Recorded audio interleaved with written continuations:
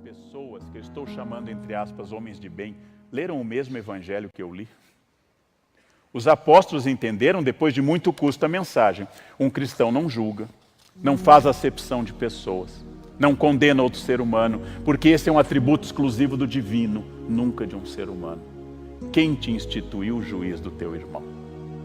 Eu tenho que perdoar as ofensas, porque é a condição para que Deus me perdoe. O que em hebraico é techuvá, a volta, para que Deus me perdoe. Tomemos um exemplo do Atos dos Apóstolos. O apóstolo Filipe batiza um eunuco.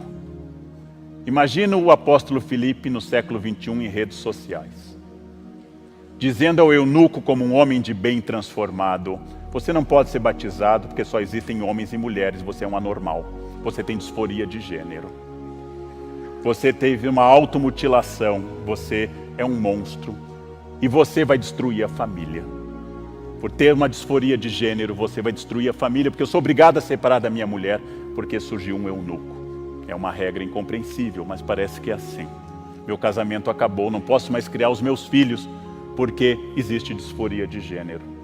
A opção de um cristão de Filipe, que felizmente aprendeu o cristianismo de Jesus e não das redes sociais, é: eu vim para que todos tenham vida, e todos tenham vida em abundância. Todos, caso alguém não domine o conteúdo dessa expressão, significa todos. Todo significa todo e qualquer ser humano. Todo significa que todas as pessoas, com as suas infinitas variedades de gênero, de identidade sexual, de orientação política, que todos tenham vida. E tenham vida em abundância. Felizmente, a fé de Filipe não vinha de memes enviados pela manhã no grupo da família. Filipe tinha ouvido exatamente do mestre que a salvação era para todos. O evangelho indica isso. Tudo mostra em Jesus permanentemente ao longo dos 4 evangelhos a predileção pelos excluídos. Quem é o que olha para o outro? Não é o judeu, o povo eleito, não é o povo do livro, não é o povo a quem Deus revelou, mas Jesus diz: é o samaritano, aquele que não tem identidade judaica. Aquele que olha para o outro, esse entendeu o reino de Deus. Quando Jesus é adorado por 3 homens sábios, os 3 não pertencem ao povo eleito. Os 3 vieram de longe. Pela nossa tradição, cada um representante de um grande grupo humano, vieram adotar o menino. Zaqueu, baixinho e corrupto. Zaqueu é o homem que cobra impostos em excesso, é corrupto. Recebeu a visita de Jesus e a salvação, com a condição que restituísse aos pobres o que tinha roubado.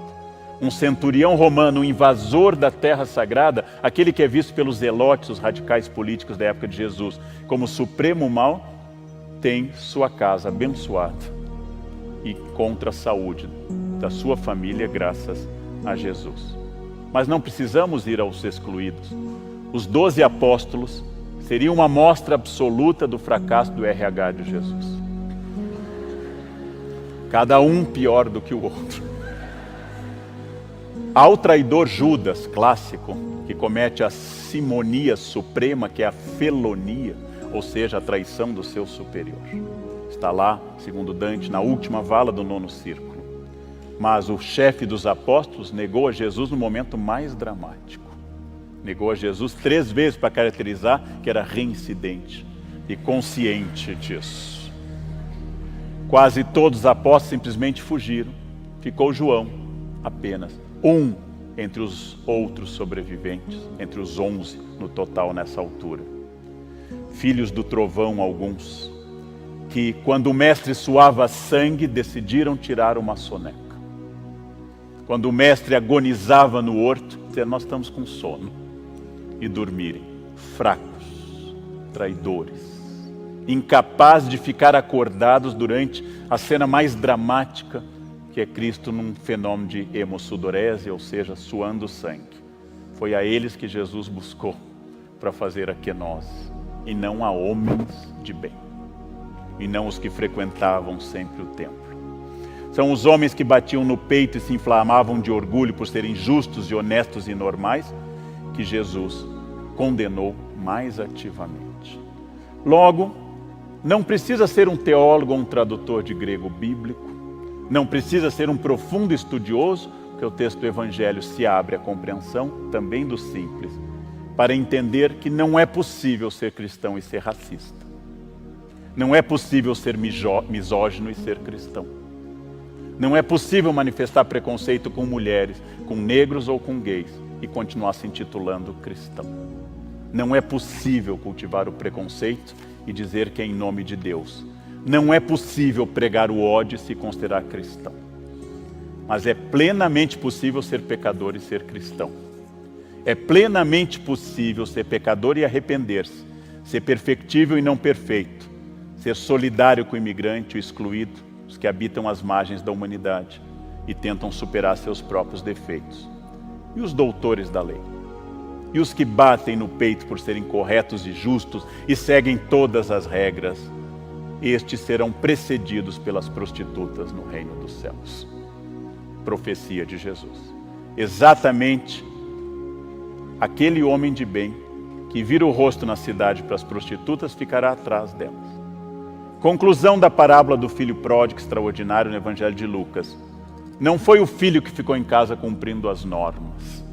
Não foi o filho de bem que manifestou inveja ao final. Não foi o que frequentava a casa do pai e era honesto e trabalhador. Foi o pecador que retornou que causou a festa. O filho dito bom é ressentido, invejoso, amargo na virtude, voltado a um sentimento de fazer o bem apenas para agradar e não porque é bom, apenas para mostrar e apenas para publicar. Hoje fui à missa, kkkk. Esse é o filho que ficou. O filho pródigo, o pecador que gastou os bens do pai, teve festa. O filho de bem, uma recriminação. Se eu fosse religioso, e eu não sou, como é sabido, se eu achasse que existe o demônio, e eu não acho, e se houve algum, fugiu, temeroso da concorrência humana. Se eu fosse religioso, eu haveria uma lógica a desenvolver.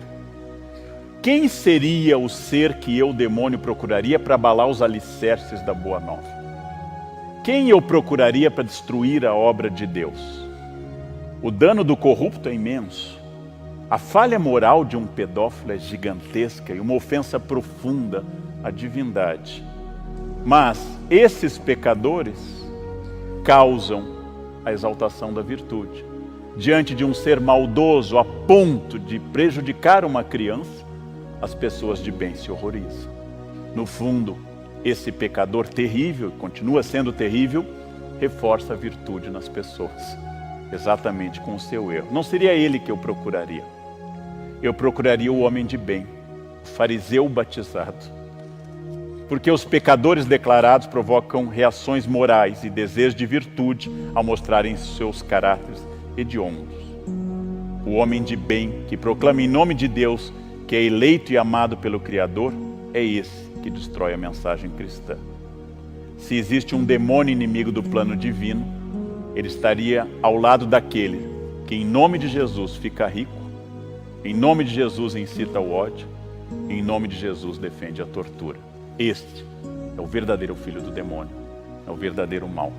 É esse que destrói a obra de Deus e não o pecador. E é por isso que se diz que as prostitutas os precederão no reino de Deus. Esse é o verdadeiro inimigo.